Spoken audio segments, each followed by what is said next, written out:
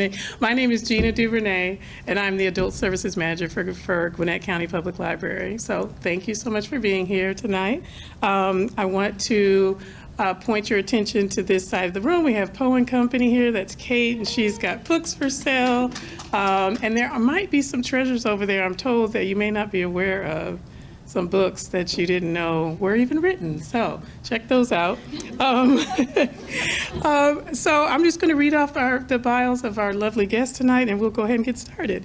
Kimberly Brock is the author of The River Witch, recipient of the Georgia Author of the Year Award, and The Fabled Earth, which is forthcoming this fall. She is founder of Tinder Box Writers Workshop and is a native of North Georgia. She now lives in Atlanta, Georgia. Piper Huguley is the author of By Her Own Design, as well as Home to Milford College and the Migrations of the Heart series.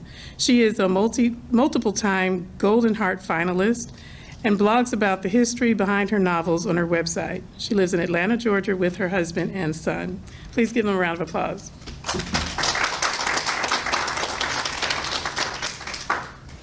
Welcome all. Thank you for coming. This is awesome. Thank you for coming here and not to the fair outside. Is it on? I figured it out. Good. It's a miracle. Good. Thank you for having us here tonight. And I am so excited to be interviewing my friend Piper Huguley. And honestly, you guys don't know how hard this is to be serious. Because when we get together, we'll go have lunch and we're like, okay, listen. That's how our conversations start. So I feel like, and now they put us in this room in a library to do a serious talk, and there are cameras. And so it's going to be on YouTube forever, and I'm going to have to remember to mind myself. We'll have to mind ourselves. That's we'll have to right. Be good. We have to be ladies, don't we? So Piper and I met years ago. Gosh, how long? I don't know. Maybe 10? Something like that. 10 years ago? Yeah, something like that. And we were signing books at night in the little store in Marietta. There was nobody coming in the store, so we had lots of time to talk. And we've just continued to talk ever since then. And we both love history. Yeah. We love historical fiction. And we like to find a story that we should know something about, and we don't. So when there's that question, we both are like, now why? Why is that? Yep. Why don't we know that? For me, this book in particular, I was like, oh, Piper, you're writing a book for us, right?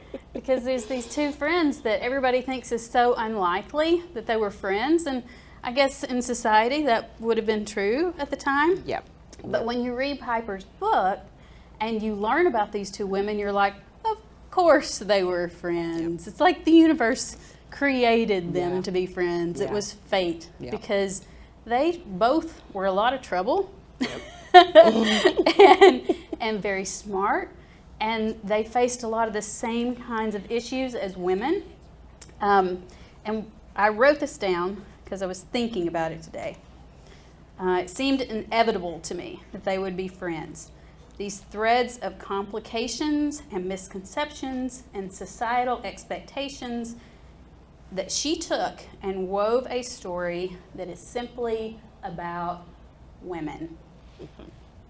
So, I want to talk all about American Daughters, and I'm going to let you tell them what it's about. Ooh, okay.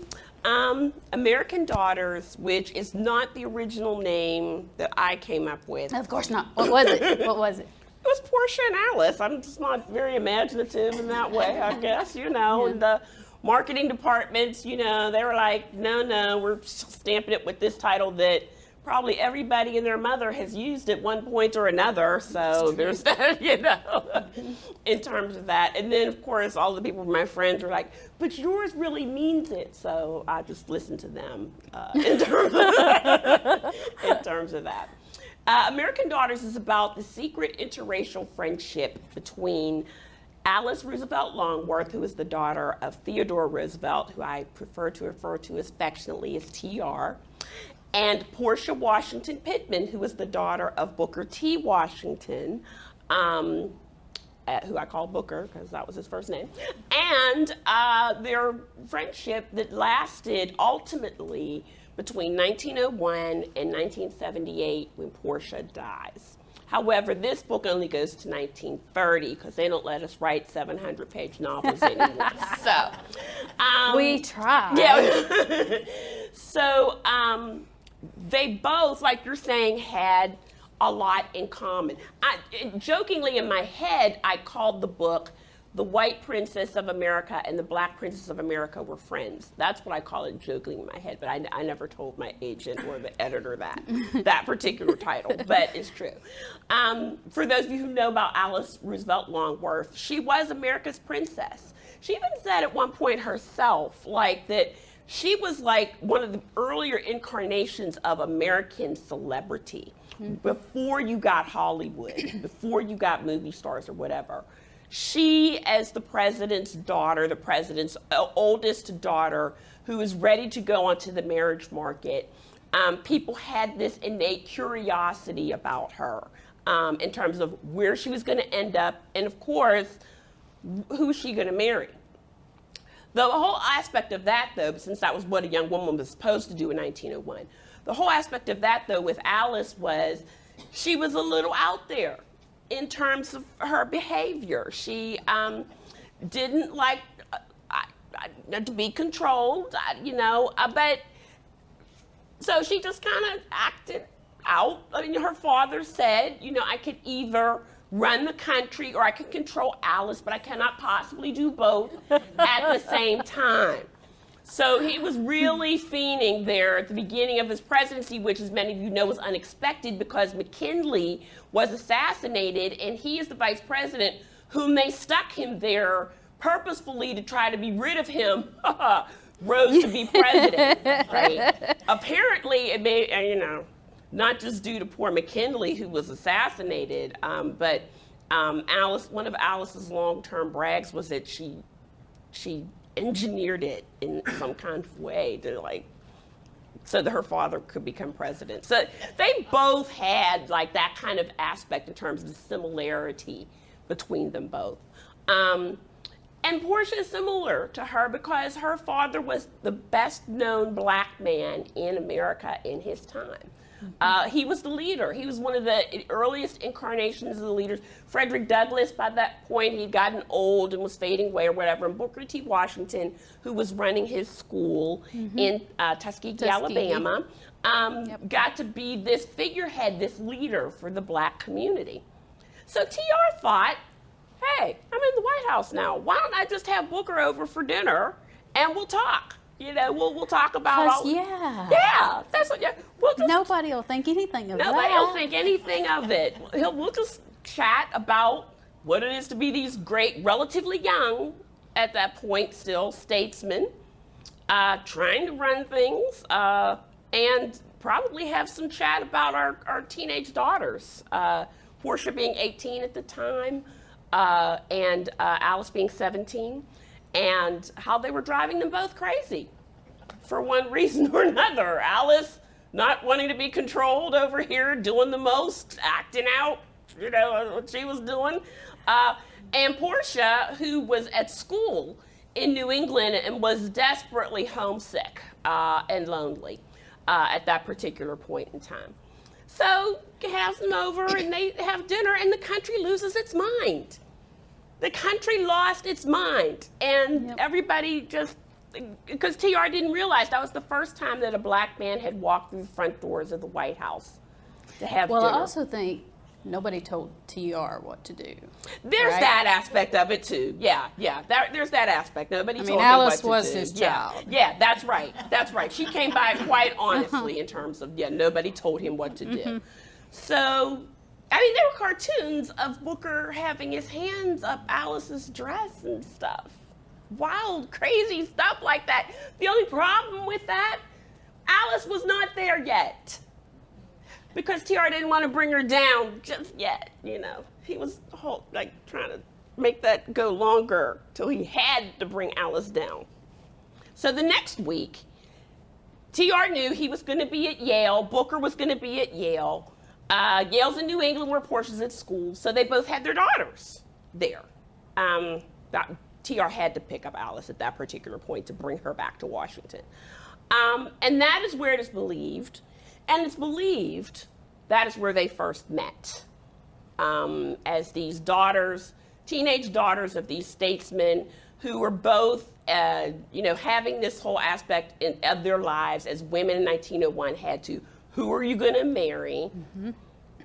Who being good daughters, who are you going to marry, being good wives, having to have children, being good mothers, and hopefully in some way trying to find something in there for themselves. Like, who are they as people? And the fact that both of them lost their mothers at achingly early ages. Okay, now. All right. So we know that you attached to the idea of them as girls. Yeah. And that Teenagers. they're both dealing with these really similar situations with these very influential, powerful father figures. And they're both they're in sort of a fishbowl. They're being watched both in fishbowls. And so there's these expectations of what these girls are going to be and what they're going to do, but they are set expectations. Yep. They may not be what the girls themselves want for themselves. Maybe they don't even know yet. Yep. And at that age, oh my God. Yeah. I have a daughter. I remember that, right? And okay, so Yeah. I understand why that would immediately be something you want to write about. Yeah. Yeah. But what was the impetus? Where did you first learn, and which did you learn about first? Oh, I've been doing research about the Washingtons for See, about I know you a got decade. the whole president thing. Yeah, I but got you the like president the thing. presidents. Yeah, I'm into the president thing real deep. That's true. But I've been doing a lot of research about the Washingtons for some time now. And Portia, being who she was as Booker's daughter, who, Booker T got, a bad deal, in terms of the ways people thought about him, how he was thinking about what black people should do or whatever. But to me, I say, but look at Portia, because Portia's doing all of this interesting stuff in terms of going north to New England to go to school. She's the only black student on that campus at that school. She's the first black graduate at that college. And then she goes abroad to Germany. I think looking at Portia tells us really what he thought black people could accomplish and do in terms of her study of classical music for black artists. And she's one of the first people to do that. And all these other ones that follow in her wake in terms of black classical musicians, it seemed like they kind of got it's not the idea and the inspiration, the influence. And that's personal for you. Yeah, my father as a black classical musician. This is somebody who set a path for someone like my father many years later, but many years later to follow in terms of that. So yeah. So it started with Portia. Yeah. So it started with Portia. The scene at the beginning where they are talking about their losses of their mothers. The ghost mothers. And the ghost, the ghost thing. I cried. Yeah. I cried. It's so terrible. Be ready. This is in the first pages. Yeah. And I thought, okay, you got me. But also I wondered where that came from you. Because I didn't have that. I know why, but you nailed it. The loss, and you might want to just tell them the background for both the women that they shared there with that loss. Alice's mother died when she was 2 days old. Alice's mother and grandmother died when she was 2 days old. You know the story about TR, who was Both. in the state legislature in New York, got a telegram telling him to come home right away. He comes to the house. His brother Elliot opens the door for him and says, there is a curse on this house because on one floor his wife was dying and on another floor his mother was dying. And he's having to go between the both of them. Substantial loss right at the beginning of her life. And then they name her Alice after her dead mother, which is so Victorian, but you just wish somebody had not done that, because then he didn't want to say the word anymore. Maybe want to or couldn't say the word anymore, which is a whole other thing in terms of that. Speaking of ghosts. Yeah, so that makes that hard for her. Portia's circumstance is that her mother dies in what I have come to believe is a cover story that was Oh created. yeah, this is a good ghost story. Because Booker T. Washington, having Tuskegee, rounding up his funders, and a lot of them are white industrialists of the time, etc., is very conscious of the reputation of the school. So how his first wife, Fanny, dies at 26. 26. The Montgomery newspaper puts the item in that she died of dysentery. However, the lore is that she had Portia in June of one year, and that it was a very rough birth. It was very difficult, whatever. She had a difficult time with it. It took her a long time to get over it.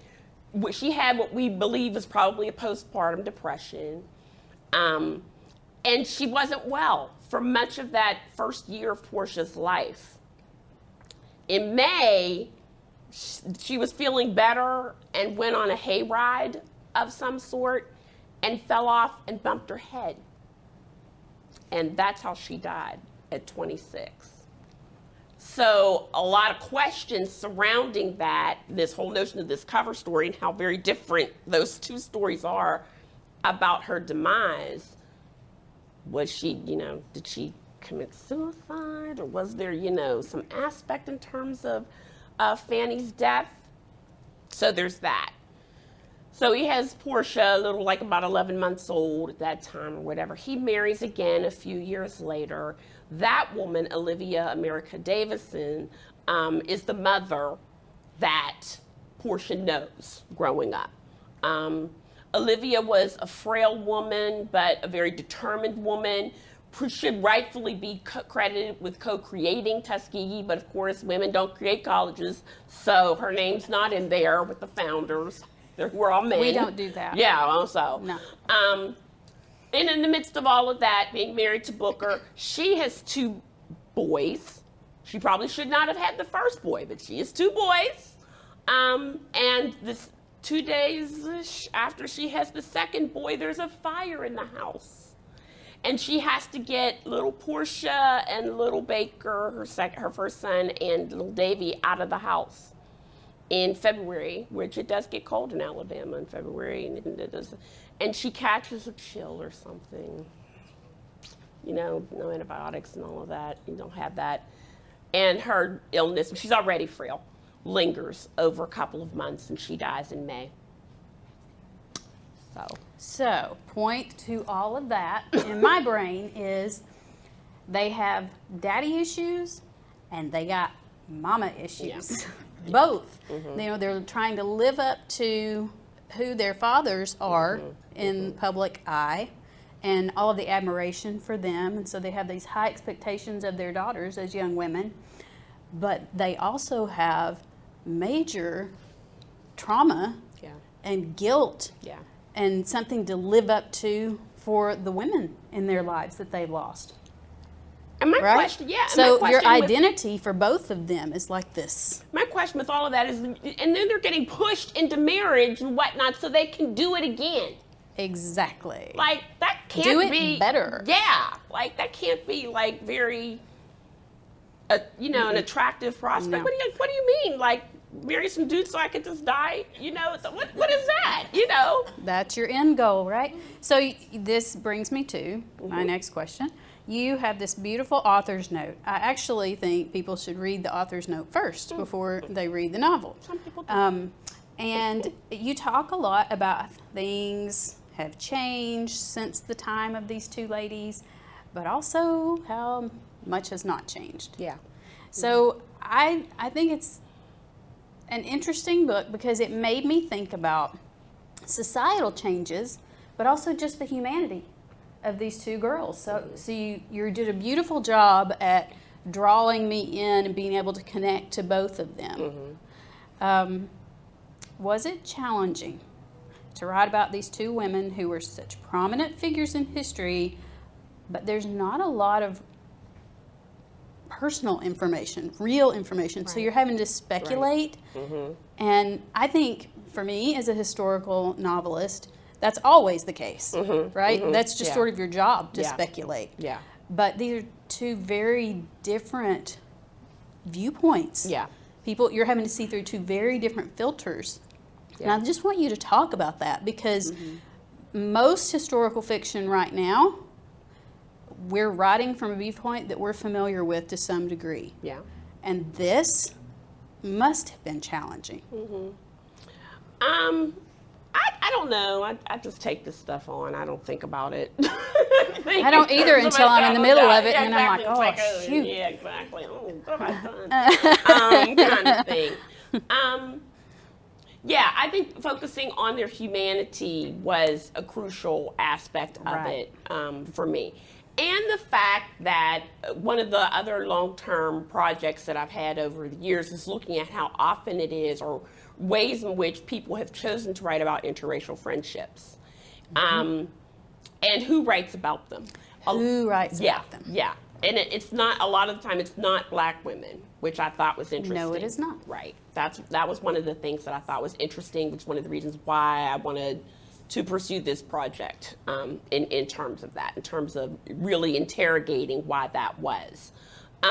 We started talking about this 10 years ago. Yeah. So it's been something in terms of other aspects. I thought it just so happens that there's been a little bit of a trend over this past year or so with it, in terms of it. And the other two books, Can't We Be Friends by Denny Bryce and Eliza Knight, who've been here, were about Ella Fitzgerald, Marilyn Monroe's friendship, and then The First Ladies, written by Marie Benedict and Victoria Christopher Murray, about Eleanor, who's Alice's first cousin, and she makes a little appearance in the book, and Miriam Cloud Bethune's.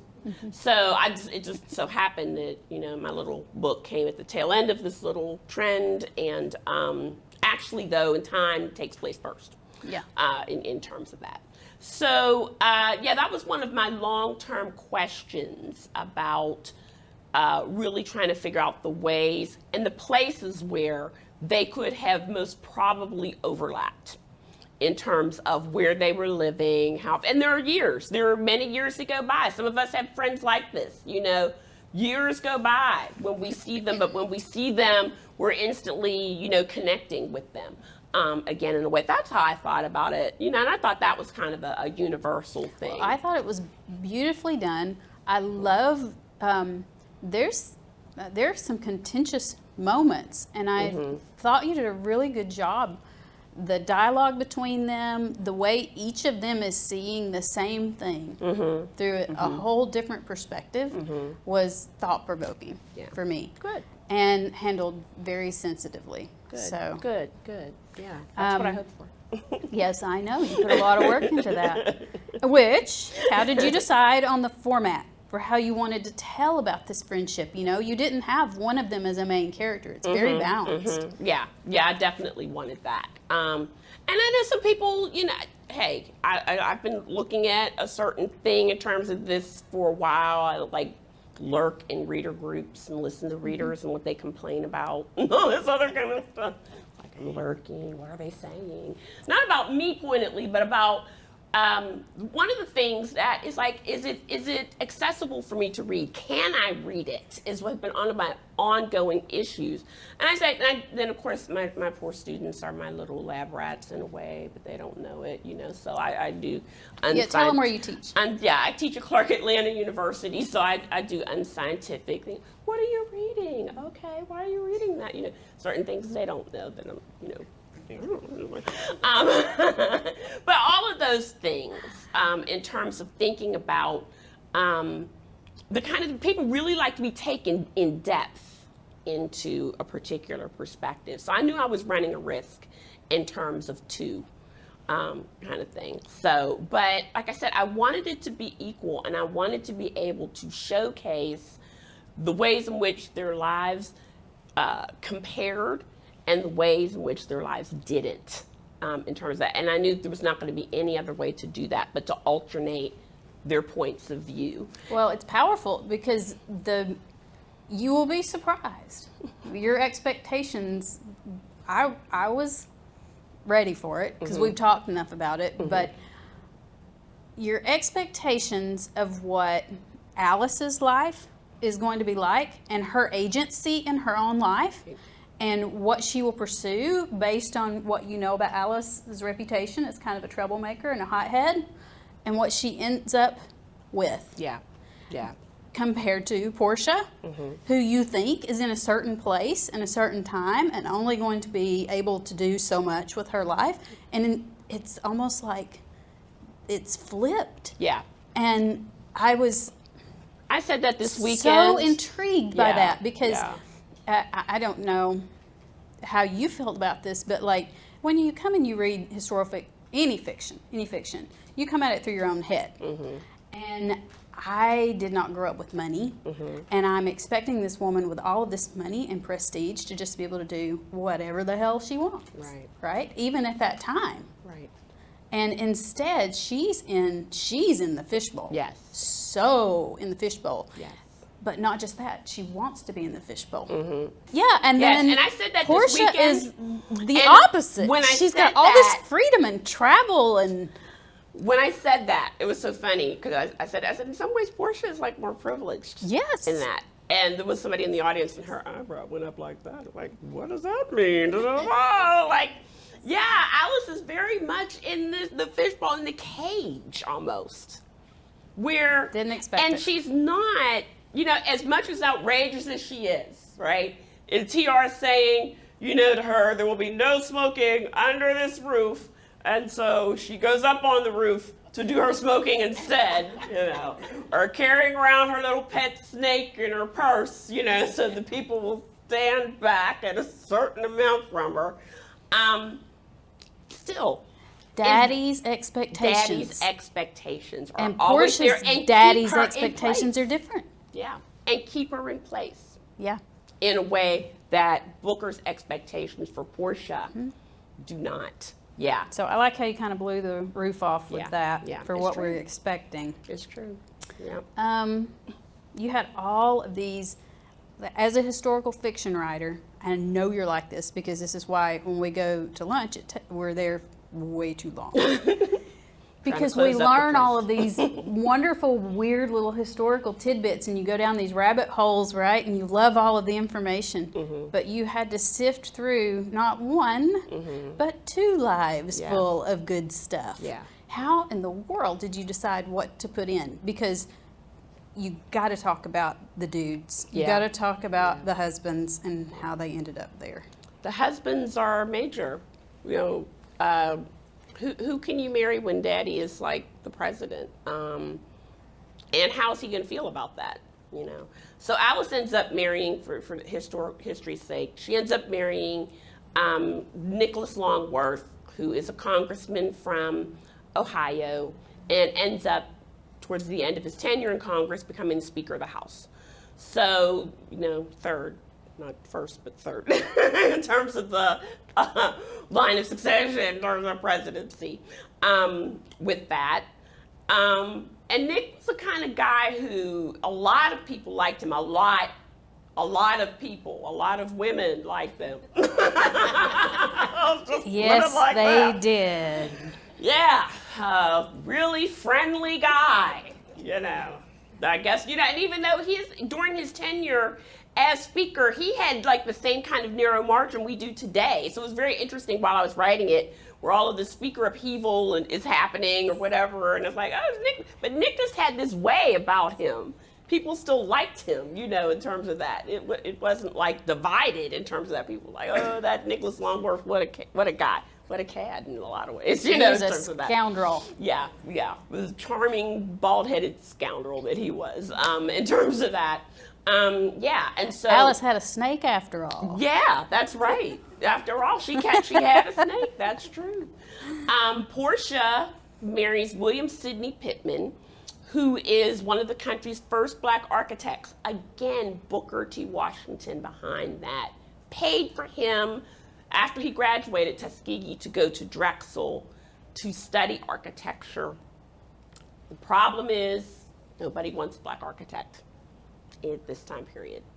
He had a difficult time finding work, keeping work, and all of those tensions of his difficulties with work, as you might imagine, were brought home to Portia, and there are ultimately 3 children.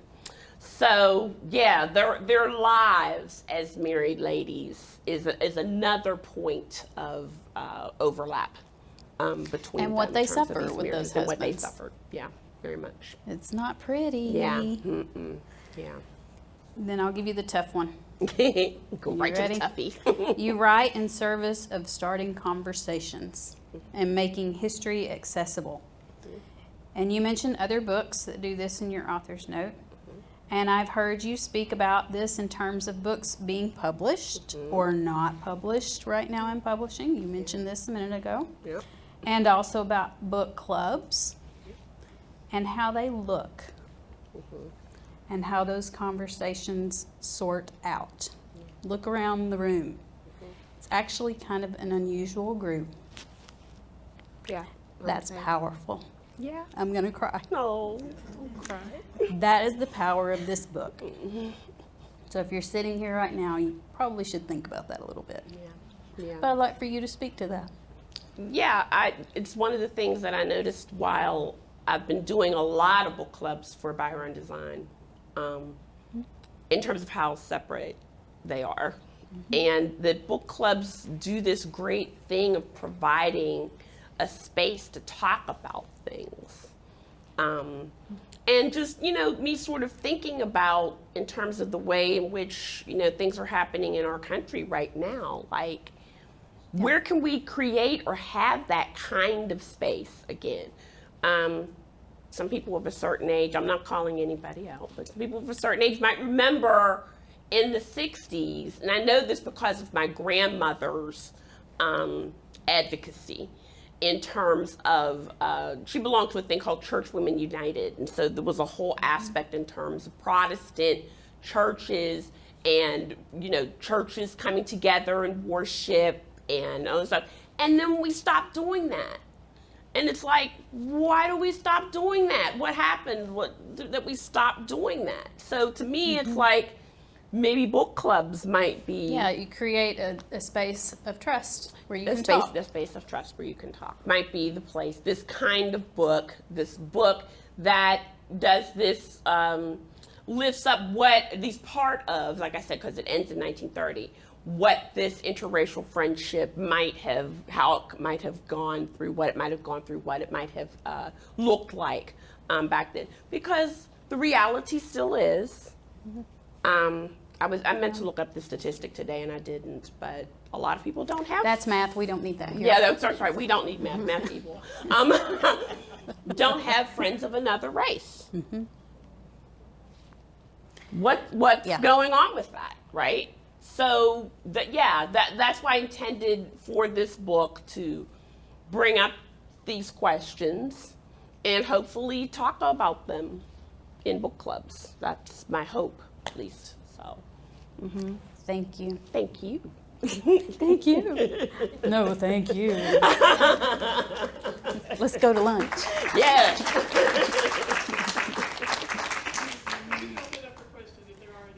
Awesomeness. Anybody? And we're not in church, so please don't. Hey, Walt, what's your question? You're talking about having friends of another race. I mean, when I think about that, the first thing that comes to mind is I don't know anybody outside of writers, because that's how I met you. The only people I know are at work and online, because after the day's over, my wife and I have to, and so if I thought about who I had that fills that, I have to go to work unless it's online, because hey, my second kid's now graduating college. I've been pretty focused on something. Yeah. So is it part of just life? We're not getting out. Do you think it's accentuated? I mean, partly accentuated because of COVID. I don't know. I mean, how do you feel? Yeah, it could. It's life. Everybody's pretty busy, in terms of that. That's true. And that, you do have, work colleagues or whatever. There's certain work colleagues that you tend to congregate more than with others, whatever. But yeah, and what's it that people talk about, like those third spaces? That's what it is. What? Third spaces. Library, yes. Like the church used to be. Homework, third space. That because we don't have the same thing as we used to have with churches, what can be done in terms of that third space, like libraries, like your book club or whatever. So, like I said, in terms of my thoughts about it, had seemingly had more to do in terms of leisure time, like your writing life, where you meet crazy me. So, Consulted before on certain things. yeah. I mean, and Walt like had this one time, he was this questionnaire about marriage or whatever, and I answered it from the perspective of a black woman married to a black man, and his head was kind of blown off, you know. You know, so yeah, I just remember that. Like to say, I was like, yeah, that's how it is. Life is different in a different prism or whatever little canister that you happen to be in terms of that. Hi. Hi. I don't really have a question, but I have a statement. I read the book. Oh, great. I was the previous owner of a bookstore, Okay. and so was very interested in reading it and coming and meeting you, and frankly, didn't hitch up after for further conversation. But after this makes a lot of sense. It is a really good book, and I think what it does what it is you wanted it to do. And I think that I didn't. Part of, there's all different reasons why people read books, and for me, a lot of times it's to learn about an area that I don't know anything about. And Booker T. Washington is a name we've heard. Portia Washington was a name I had never heard. Yeah.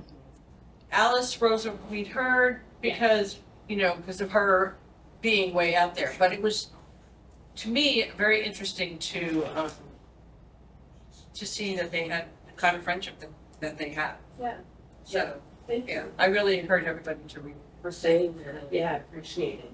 Yeah, and there's a sort of, I remember somebody else saying to me in an interview that I'd done, it's like, oh, Portia's kind of obscure or whatever.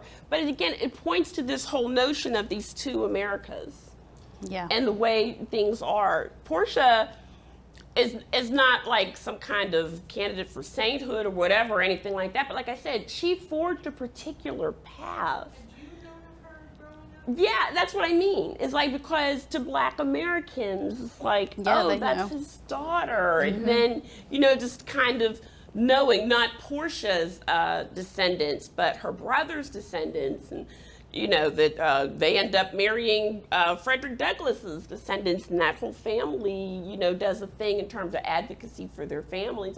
And it's like, you just know that stuff growing up when you're black. So that's the kind of thing. I have to admit, we read First Ladies this Purple Club as well, and I had never heard of Mary McLeod Bethune. I had never heard of her, and I was embarrassed. Now, I grew up in New York, and so she is from the South, and people that had been from Florida had her, but I, again, I felt... Yeah. Well, you got that double whammy, too, because it's also women's history. Well, and that's the other thing.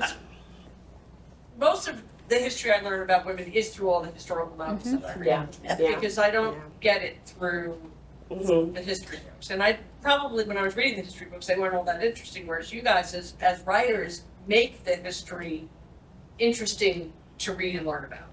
So, because the history that we read and learned about is like this, when it should be like this, it's like, and so that's what, and in some of the groups I do lurk in, some people are like, well, why don't men ever write these books or whatever? That's because women writers are so busy doing what I call literary excavation of these women and their lives and their stories, whatever. That's trying to put them back in to make the historical narrative, the whole thing. Yeah, Mary McLeod Bethune, my little chubby childhood, I was thinking, she was the one that made the sweet potato pies to sell for schools. And she did have like a kind of saint-like, thought in terms of, that's how they raised money to go to school, they made sweet potato pies, yum, yum, that kind of thing. But now it's wonderful that you do know. now I know. Now you do know. Yeah, now you do know. So that's cool. Anybody else? I have another one if it left. Sure, go ahead. This is something I know you deal with from talking with you on Twitter. where you, and I know it frustrates you, I'd like to ask you to talk about it. You put up with a lot of garbage from people who question your knowledge of history.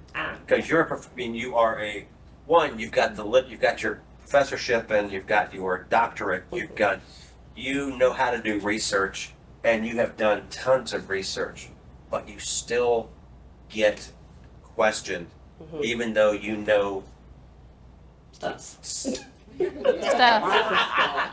your We know some stuff. your creds are not in dispute, Yeah, and yeah. should not be in dispute. Yeah. And that's what how Yeah. much of that are you still dealing with, or has it gotten better at all? Because I know you've told me some stories, Yes. and Are groused. Has it gotten better? Maybe a little. Yeah. But it still happens. It's gonna happen.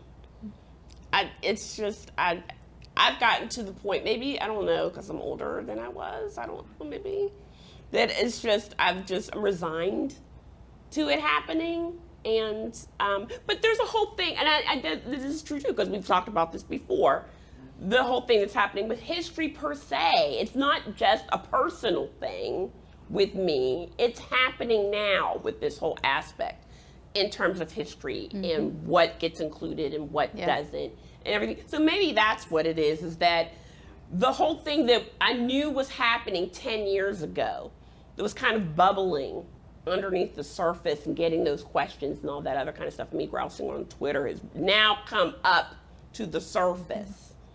And it's wrong. So maybe that's what makes it easier to deal with. Dawn's like, no. That's what makes it easier to deal with, maybe. I think it's people who have way too much time and are looking for something to gripe about. There's also that. Yeah. I don't want to say Just that. scroll but, past them. Yeah, you're right. I mean, I don't engage with everybody. Not everybody gets engagement. But it's only if I feel it merits it in order to put out this, like I said, the constant notion of understanding is that the narrative that we have been taught is not the truth. It's not, it's part, if it's true, it's only part of it. And that what these works, these women, historical authors, etc., planting seeds for more of these stories to be more thoroughly woven into the entire narrative. So, yeah. I could That's listen why to I'm you hopeful. all night. But Maybe we are at church. We said we weren't. yeah, but the maybe we library are. won't let us. Yeah, Yeah, for real. Are you recording this for audiobook? Recording. Are you gonna do this with audiobook? Oh, it is an audiobook. Yeah, and they did what I asked, which was to get 2 narrators. So that was what I hoped for. And so it's out there already. Yeah. Yes, indeed. No. You have to pick your battles with publishing. I made enough fuss over the by her own design cover.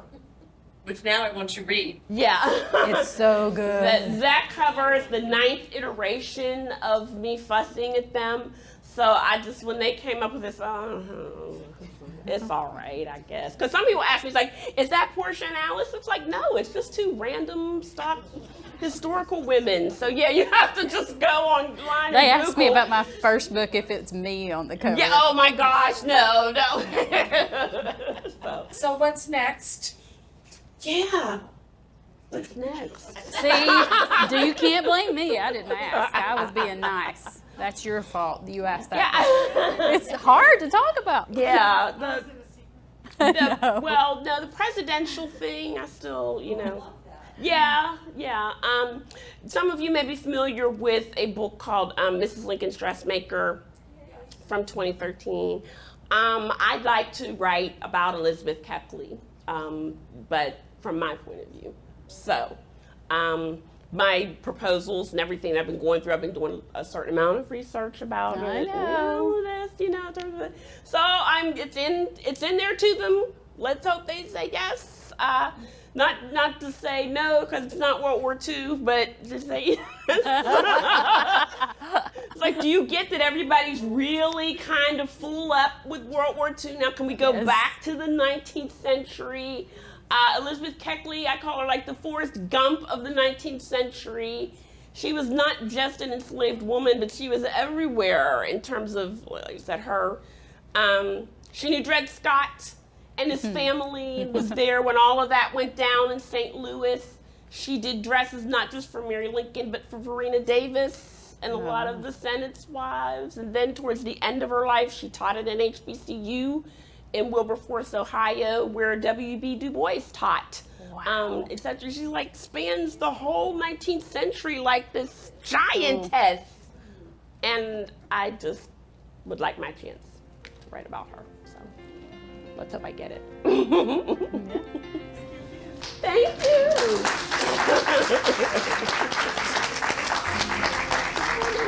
Yes, so please, you can purchase books from Poe and Company here, and there will be a signing. There will be a signing here. And so, yeah, thank you all for coming.